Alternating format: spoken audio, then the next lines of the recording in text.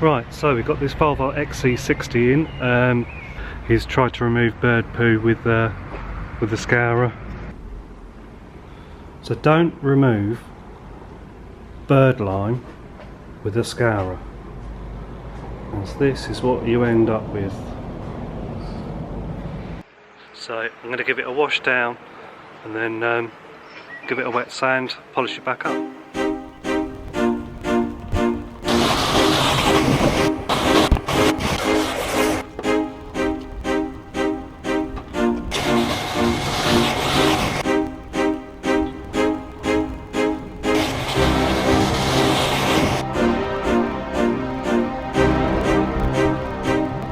Right, wet sanded, just need to machine it back up to remove the sanding marks. It should be good to go. Machined the paintwork back up, removed all the sanding marks. Looking really good, ready to go out.